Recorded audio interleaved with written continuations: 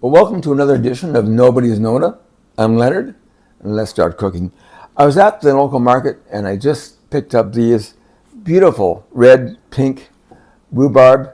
I thought I'd make a recipe that I saw for a rhubarb upside down cake. So this is going to be using a springform pan. So yeah, special shout out to Donna Marie of the Relish Cooking Studio for the recipe, and I will leave a link down below. So let's get started. I'm going to cut this up, cut off the green part, cut it in 2-inch pieces, and the next time you'll see me, I'll be prepping this for the springform pan. Okay, as you can see, I've cut up my rhubarb into 2-inch pieces. I have my springform pan, which I've buttered. I've also put a layer of aluminum foil on the bottom so nothing sticks, and aluminum foil on the outside so it doesn't leak out. So what I'm going to do now is to take some melted butter, about 2 tablespoons. I'm going to butter the bottom, and I'm going to fully butter the sides. And what I'm going to do is take sugar and put it all around here.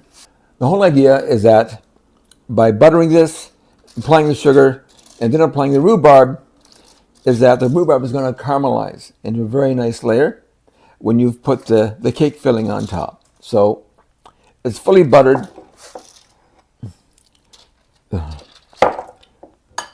Let's get the sugar in there.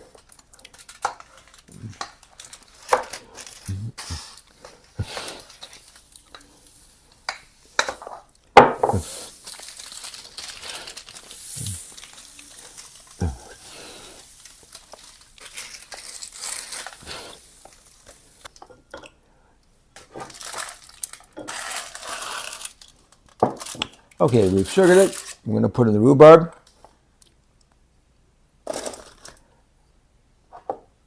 Put in the rest of the sugar. Put it in one uniform layer. Put the rest of the sugar on top.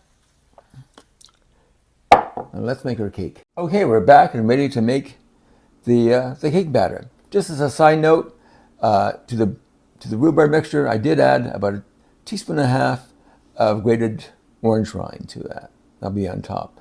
Now for the cake batter, what I'm going to do is I'm going to do this by hand because I don't think that not having the machinery to do it shouldn't be a barrier to baking something or making something. So I'm taking my softened butter and I'm taking my sugar. In this case, it's 1/2 cup of butter and it's 3/4 cup of sugar, and I'm going to just blend it together. I'm just using a whisk. If all you have is a spoon, use a spoon. The main thing is that you want to incorporate this so that it comes together. Okay, I decided that a wooden spoon actually works better after all. So this is getting nice and fluffy. What I'm going to do now is add the eggs one at a time.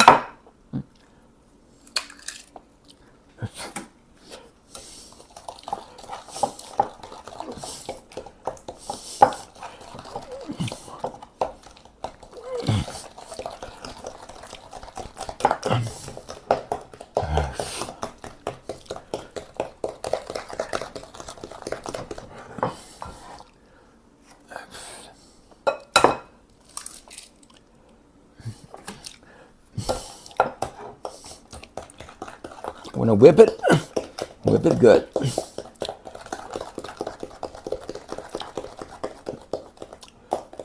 Okay, now that the eggs are incorporated, we have 1.5 teaspoons of baking powder, 1 teaspoon of baking soda. I'm going to add that inside, along with 1 teaspoon of vanilla and 1 teaspoon of grated orange rind.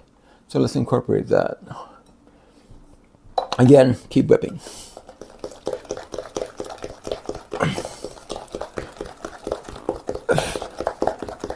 Okay, now I'm going to start to add the flour, maybe half at a time. It's a bit more than half.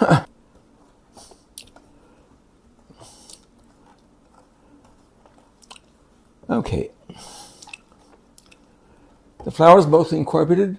The final ingredient is a cup of yogurt. Now I'm using a full-fat Balkan yogurt. You can use any plain yogurt that you want.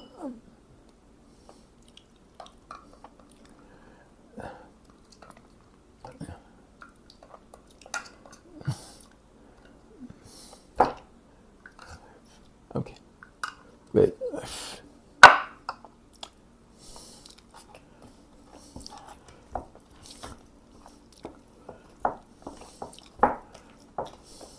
So let's just incorporate until it becomes a batter.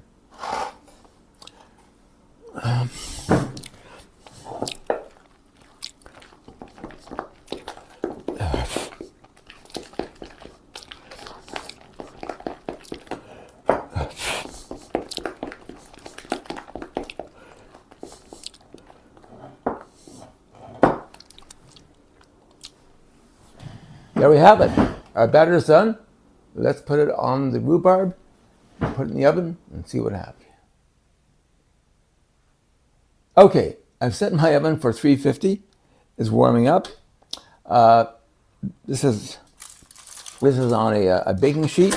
It's going to cook for 1 hour, and then we'll take it out, and I'll plate it, and we'll see what it looks like. Okay, I'll see you then. Okay, we're back. It's out of the oven. You can see it has a beautiful golden brown color. What I'm going to do now is to take off the foil. I'm going to remove the outer layer and plate it, and let's see what we have, okay? Okay, we're back. This is my Rhubarb Upside Down Cake. You can see that it's beautifully caramelized on top, beautiful layers around it. Should taste really great. So this is a great dish for Mom for Mother's Day, or for that special woman in your life. So enjoy. Till next time, this is Leonard from Nobody's Donut.